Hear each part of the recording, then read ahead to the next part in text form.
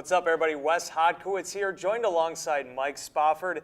Another edition of Packers Preview, this time getting ready for the Green Bay Packers Week 5 matchup with the Los Angeles Rams. Our first trip to SoFi Stadium. Yeah. That stadium, what number for you now, 45? 44. So this is 38 for me, I believe it was, Okay. as it goes. New stadiums. Yes. Not a lot of them out there for us anymore. No. Will be fun to do it. Again, Packers Preview presented by Microsoft Surface. Mike and I are here for the next 10 to 15 minutes answering all of your questions on X, Facebook, YouTube, leading into this matchup between the Packers and Rams. Michael, before we do that, moments before we stepped into the studio, we did get the final injury report for both teams. A lengthy one for the Green Bay Packers included 7 questionable players. That's Jaire Alexander, Edgerrin Cooper, Elgton Jenkins, Jordan Morgan, Luke Musgrave, Carrington Valentine, and also Jonathan Ford, who's currently on injured reserve, designated to return, would have to be added to the 53-man roster in order to play in this game. Doubtful is Romeo Doubs and Christian Watson out, Devontae Wyatt, Jordan Love off the injury report. The Rams, they have a lot of players on injured reserve, but really Cooper Kupp is the biggest name in terms of the people on the 53-man roster that have been ruled out for this game. Looking at the Packers side of things, though, this is a lengthy list, and it affects a lot of starting positions in this lineup. Yeah, I think so. And wouldn't you know it, the week that you're dealing with Christian Watson going down with the ankle injury and whatnot, we don't know the details on this personal situation with Romeo Doubs that's forced him to miss the last 2 days of practice. But suddenly he's doubtful, and the Packers might be down 2 receivers instead of just 1, which is what happened last week at cornerback when you were already going to be down Carrington Valentine, and then Jaire Alexander ended up missing the game as well. So a lot to deal with for the Packers, and as it always goes in this league, your depth is going to get tested. It's just a matter of time. It definitely is. And with that, we'll jump right into the questions because they are coming in hot and heavy on YouTube. We'll start off with Ice Monkey 14. I love this. 4 years of journalism school and 10 years in the newspaper industry, and here I am turning over to Ice Monkey 14 on YouTube. What does the defense have to do to get more pressure in this game? It was a topic that Jeff Hafley talked a lot about during his Thursday evening press conference, the balance between sending pressure and when you do, making sure you get home and going with 4-man fronts. And certainly the Green Bay Packers, they had a big defensive outburst against the Tennessee Titans, but the other 3 games, it's been kind of tough sledding. Yeah, I mean, the first 2 games, you have to chalk it up, at least in part, to the quarterbacks they were playing and what the pass rush plan was with Jalen Hurts and Anthony Richardson. And that plan, from a pass rush standpoint, was executed pretty well. Week 3 against the Titans, you go out and pummel the quarterback for 8 sacks. So what's going to happen? Your next opponent, which was the Minnesota Vikings, they are going to gear up to protect their guy, and that's what the Vikings did. So now it's the battle of adjustments, right? The Packers put the 8-sack game on tape. They have to be prepared for every opponent to protect the dickens out of their quarterback like the Vikings did. So what are the countermeasures? I'm not an X's and O's guy. I don't know what Jeff Hafley is going to come up with. They will have some answers. They will come up with some things to take advantage of those offenses that are going to try to max protect and deal with that. And we're going to see this throughout the course of the season. This is how seasons go. Teams adjust to you. You have to adjust to your opponents. It's a back and forth that goes on for 4+ months. Before I continue the questions, I would be remiss if I didn't say this was a 3:25 p.m. Central start time, a game that is on Fox. No, it's on CBS. On CBS, according to Mike, which I knew. It was written on my sheet here. I still said Fox anyway. But that game is on CBS. Your play-by-play man, Jim Nantz, analyst Tony Romo, Tracy Wolfson is your sideline reporter. Okay, back to the questions here. Joseph Baca. Our rookies have been pretty banged up. Is this a transition training thing or just a coincidence, do you feel?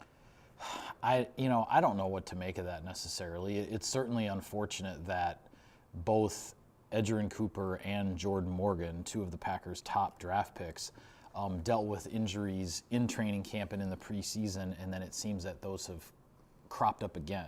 They maybe didn't necessarily get all the way past them, had a setback, whatever it is, somewhere along the way.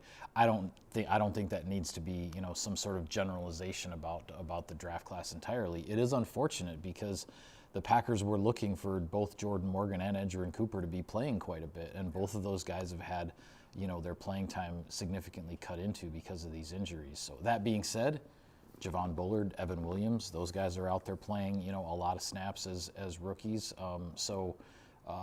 I think those guys are the ones who are sort of on the growth path the Packers are hoping for. The other guys just need to be able to get healthy, get out there, and get caught up. It was listening to Jeff Hafley, you could almost hear it in his voice. I'm writing about this in Insider Inbox for tomorrow. I mean, just how much you can tell he wants Edgerrin Cooper to be out there. Yeah. But it's just getting the practice reps, it's getting the comfort with the defense, and it just seems like every time there's been something that's happened there where it's showed some progress, there's been an injury that's popped up. I will mention, although Cooper is questionable for this, he did return to practice today. Practiced in a limited capacity Wednesday, did not practice on Thursday, was back at practice today. Basically didn't do the padded work. We'll see what that all amounts to for Sunday. Okay, I'm going to pair two questions together. This one is from Big Ben Benji. Can Jair replicate the game he had against the Rams in 2018 if he plays? And Steve K from Facebook goes, Jair is a big doubt in my opinion. A shame as Jair is a must-have for this game. So I'm guessing that's a reference to the questionable nature of this thing. Listen, we will see how this thing shakes out. Certainly Carrington Valentine also working his way back from the ankle injury. You cannot look past the Los Angeles Rams, and I am definitely not doing that. But Cooper Kupp is not out there. Puka Nacua is not out there. Yeah. Marvin Harrison Jr. is on the horizon. I'm not saying you would ever wait with a guy, with what's coming out next. Tutu Atwell, still a very capable receiver and gadget player as well. But you want to make sure Ja's healthy. Yeah. That's the biggest thing. He did get to practice this week. I guess we'll just have to wait and see. Yeah, it definitely is a wait and see. I mean, I think the most positive sign for the Packers at cornerback is that Carrington Valentine was able to practice, at least in some capacity, every day this week, yes. Wednesday, Thursday, and Friday. Hopefully he is trending in a positive direction. Obviously, Jair is also trending in that positive direction as well, but he did miss Wednesday's practice. He may not be as far along in terms of putting that injury in the rearview mirror as Valentine is. But if you get at least one of those two guys back, whichever one it is, it changes the depth equation for the Packers in the secondary, and I think allows them to match up with a banged up Rams receiving core much better than if they have to be down both of those guys once again. For sure. Tom Grassi on YouTube, the two legends return. There's two of us here, Mike. I don't know if we constitute legend status or not. The legend is the one who's sending in the question. Yeah, that is the legend. Tom, I'm just happy I'm still here. Looking at Noah Berryman on YouTube, do you expect a big day for Love against the Rams weekend secondary? You and I talked a lot this week about the state of the Rams defense. It's a very interesting, quizzical unit. They've been able to generate pressure. They have not been able to generate turnovers to this point. They only have one interception on the season. They've dealt with a lot of injuries on the back end as well throughout the course of this year. I still think you cannot take them for granted, but as you and I kept going back and forth about, they do statistically have the league's worst run defense. They're the second to last in total yards, second to last, I believe, in scoring defense. You have to do some work here if you're the Green Bay Packers. Yeah, I mean, I think for all of the talk this week, and rightly so, about Jordan Love getting that first game back under his belt, ends up throwing the ball 54 times against the Vikings, which was not the plan. But hopefully, in a sense, that works to the Packers' advantage and to Jordan Love's advantage in terms of just he got that much further in getting his feet under him, getting back in a groove, whatever phrase you want to use. All that being said, and as important as that is for this Packers offense, you cannot overlook the fact that the Rams are allowing 165 rushing yards per game through 4 weeks. They have allowed more total rushing yards through 4 games than the Indianapolis Colts, whom the Packers put up 260 on back in week 2. You have to be able to run the football in this game. If Jordan Love ends up throwing the ball 30 times in this game, in my opinion, something's wrong, because the Packers should be able to run the football efficiently and should not have to put as much of this game on Jordan Love. Rockstar VR, which I thought was your YouTube handle, but I guess it's not. What adjustments are you going to make for the defense from all the injuries that are questionable? And I'll actually pair this up with a question from Jacob Miller as well on YouTube, asking how important is it to get reps for rookies like Cooper, Bullard, and Williams. That's where this thing comes together, is that the Packers built out their depth, and you and I have spent the last 3 months talking about that depth that they've built up, whether it is in the secondary, the back end, or in the defensive front. I think one of the interesting things about this game, Michael, Devontae Wyatt has been ruled out for this. This is the first time a Packers defensive lineman that's on the 53-man roster will not play in a game due to injury in exactly 2 years since Devontae Wyatt missed the London game with a quad. They have been incredibly healthy on the defensive line. Yeah. Almost to the point of like, it's odd, just the fact that they haven't had anything bubble up there where a guy hasn't been able to play. That being said, Devontae Wyatt is their leading sacker right now and one of their top pressure guys. That's going to be a guy that's going to be missed. You look towards Carl Brooks, you look towards Colby Wooden. On the back end, if you don't have Ja, if you don't have Carrington, if you have one or the other, then it's okay. Where is Keyshawn moving? Because that's what we saw last week. In the base, he was moving outside. He's kind of the moving piece, right, in the secondary in terms of the versatility. It's we haven't seen Eric Stokes, for example, as much move into the slot as we've seen Keyshawn sometimes move outside. We'll have to see what happens there. I do know this. Colby Wooden has been a healthy defensive lineman, and he was on a pretty good track as a rookie in terms of his production and the way he was helping out that unit as a reserve player. There may not be anybody on that Packers defense more fired up to play on Sunday than Colby Wooden, because chances are he will be active instead of being a healthy scratch and on the inactive list. He will be active because of Devontae Wyatt's ankle injury. And maybe he's out there for only a dozen snaps, but maybe he gets 24 or 30 snaps or something. We don't really know. Colby Wooden could be a guy to watch in this game on Sunday afternoon. Of course, Brett GB, our friend Brett GB, could not let me off the hook for the Carl Bradford reference there.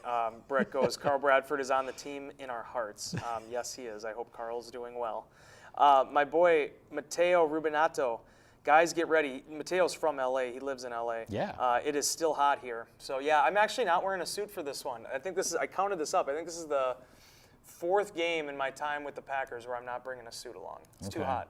And I was warned by our former intern and now the digital media guru for the Los Angeles Rams, Anna Hoosier, that SoFi can kind of be a little bit of a oven in terms of the way the press box is situated. Kind of a hot box. We might be getting that. It's not a press box, it's a hot box. You know what the worst one ever was? Do you remember that? You probably do because you covered a handful of games there. I covered 2.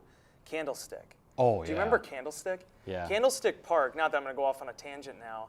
That one go off on a tangent. Why not? Was wild because it was like a greenhouse when you're covering the game. Old school stadium. Maybe the last stadium that did not have direct access for the media to get down to the locker room. You had to go through like a salmon upstream through the fans to get down to the field. Yeah. In that place, when it was hot, it was 150 degrees in that press box. And then when the sun went down, I swear it was 30 degrees. Yeah. I don't know if I've ever been in a position before where I got so hot and so like sweaty to the point of then being like, does anyone have a blanket? Yeah. That was there was rough. no in between at Candlestick. No. Yeah, you were either roasting or freezing in that press box. Yeah, so we'll get ready. We'll see how the weather is out in LA. A couple more minutes. He's Mike Spofford. I'm Wes Hawkowitz. We thank you for joining us on Packers Preview, presented by Microsoft Surface. Again, 3:25 p.m. Central Start Time. Green Bay Packers, Los Angeles Rams on CBS. Check that game out this Sunday. Okay, Jacob on Facebook. Who do you think of our in-game? What do you think of our in-game adjustments, and when are they going to let Lucas Van Ness loose? Lucas is a part of the rotation. I thought, again, you look at that game a couple weeks ago, he had a really strong contribution in the second half there. Him and Kingsley Enagbare both were getting after it.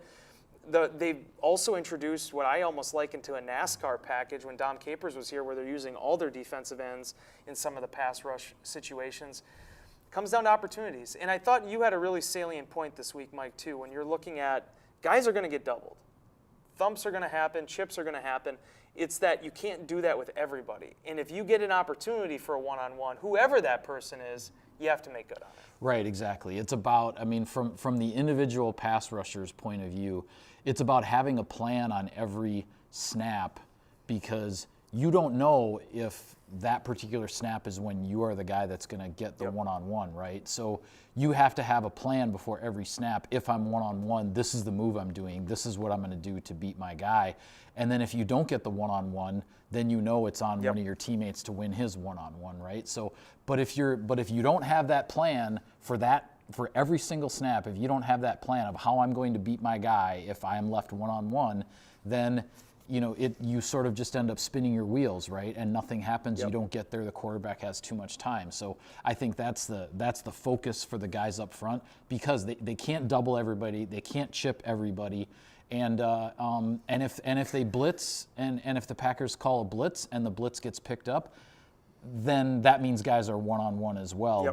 because the help is on the blitzers. So they just have to take advantage of those opportunities. I'm going to let this one, Big Ben Benji had another question on YouTube, and I typically don't double up, but I like this question, especially considering some of the things that are happening now at the receiving core. How important is it for Dontavian Wicks to step up in this game? I have a story about Dontavian, kind of what he took away from that game against Minnesota. There is nobody in the National Football League so far this season, given his workload, that has created more separation than Dontavian has done. There were some plays he wants back. That obviously the end zone play on the 4th down could have potentially been his 3rd touchdown pass in that game. Right. If you don't have if you don't have Dobbs and you don't have Watson, you still have Jaden Reed, you still have a very deep reservoir of receivers, but Dontavian Wicks has to be a big part of that formula. Yeah, absolutely. I mean, we saw what Wicks can do in certain situations and with certain opportunities last year. Last week was sort of this mixed bag kind of game, Yep. right? There were opportunities that got away. There were also some big opportunities he cashed in on. In this league, at this level, it's about consistency. You have to be able to deliver week after week after week, and that's the hardest thing for young players, no matter how talented you are. And I'm not just talking about rookies, but 2nd and 3rd year guys too.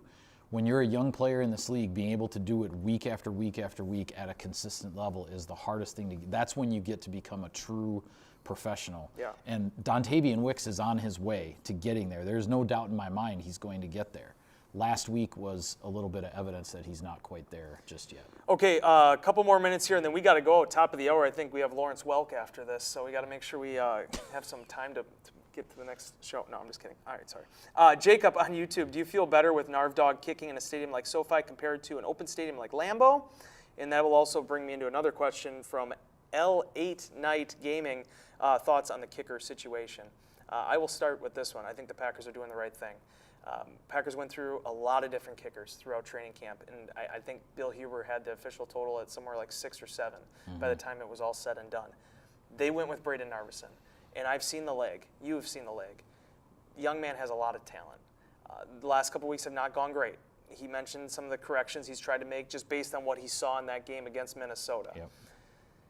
This is not the offseason. This is week 5. The Green Bay Packers are trying to put together a championship caliber team. I don't feel like the answer at this point in time is outside of this building, because the top 32 kickers in the league are on teams right now. Mm-hmm. We'll see how this all goes. I think Narveson understands he has to produce. Everybody understands what's on the line here. But at the end of the day, this was the decision the Packers made. This was the kicker they decided to go with, and this is the one that's in the locker room. Yeah. I'll just say this. With every miss, and last week it ended up being 2 misses, both in the first half. With every miss, the pressure cranks up, right? It increases. So how's he going to respond? There's been a little bit more pressure every game because he hasn't had that perfect game, and then now he had what would be classified as a bad game, missing 2 field goals, both of them under 50 yards, in the same game, in a game the Packers ended up, losing by a close score. So this next one is the biggest, most pressure-packed game so far of Braden Narveson's career. How's he going to respond? Let's see what happens. 100%. I'm going to take this one, by the way, on Facebook. This is from Tom McCleary. Why don't we blitz more? Because, Tom, I like spices. I like spice in my food. I like hot food. But there is a limit. You can't just throw every single spice that you have in the cabinet on top of your chicken and expect it to taste good. You need a balance. And I think that's what the Packers are trying to find right now, is that balance. And when you do pressure, again, like Jeff Hafley said, you need to make sure that everything is paired up with the rush, the coverage plan, and stopping the opponent. Yeah.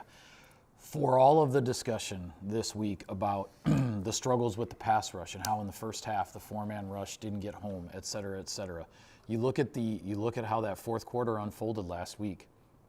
The Packers got back in the game with the blitz, the sack fumble, the touchdown. It's 28-22. There's still 10 minutes on the clock. The Vikings get the ball. Hafley stayed aggressive, and the Vikings made him pay. hit a couple of explosives down the field. One of them I know for sure was to Justin Jefferson. Yep. Packers were sending extra rushers on those plays. They stayed aggressive, and that's what can happen when you do that. Just because you're blitzing doesn't mean you're always going to make the big play. And the Vikings cashed in. You know, the Packers still went after it. They didn't sit back. It cost them. They stood up and forced a field goal. It was still a 9-point game with plenty of time on the clock. But that's what can happen when you come after a guy, you know, especially with a receiver like Justin Jefferson back there, and a couple of your top cornerbacks are down. They're going to make some plays, and the Vikings did in the clutch situations. James Tucker on Facebook. Dude, that's a nice hoodie. Go Pack Go. Which one are you talking about here, James? That one. There's 2 hoodies. You got a hoodie too, though. Yeah, but the salute to service thing, that's cool. It's a very nice hoodie. Yeah. Tyler Gajewski, Spoff with the long flight ahead. Which Van Halen album are you putting on for the trip? None of them, Tyler. I will probably be watching either college football or some playoff baseball or whatever I can find on my little screen in the back of the seat in front of me. Doris Pringle, now that the Mike Spofford hat streak has ended, can he do a twirl to show us his outfit? Let's start another streak. No, I'm not doing a twirl. Is there anything you want to do to start a new winning streak? I just want the Packers to win this game, and then we'll talk about what Maybe to do to get a winning fiddle streak with going. the wedding ring or something. Anything you can do. All right. Mike Spofford, Wes Hockwitz. Give me a key to victory. Packers come out of SoFi Stadium with a victory. First win, by the way, if they can get it, in LA since 1966. Yeah, Packers are trying to get their first win in Los Angeles, excuse me, since 1966. Thank you. I mentioned it before. Run the football down these guys' throats. Make them stop the run. And hey, you know what? If they can stop the run, that ought to open things up for Jordan Love and the receivers, whichever receivers are out there. Establish the run in this game, and I think the Packers offense can have a big day. I think me patting you on the back gave me your semi-cough or something. Yeah, it's contagious in some weird way. Week 5, Green Bay Packers 2-2, trying to go out west and get that first win in the NFC. He's Mike Spofford. I'm Wes Hockwitz. Stay tuned to Packers.com and the Packers mobile app throughout the weekend. Tons of content on there already. I wrote a story that posted yesterday on Dontavian Wicks and him trying to bounce back after everything that happened, good and bad, against the Minnesota Vikings. And Mike Spofford's One Last Look column tomorrow morning also had a story this week looking at Jordan Love and the fact that Jordan's off the injury report. We didn't talk about quarterbacks at all, really, in this episode. Yeah, isn't that something? He's off the injury report entirely here. It's full speed ahead for number 10. All right, well, for Mike, I'm Wes. Until next time, everybody, enjoy the game.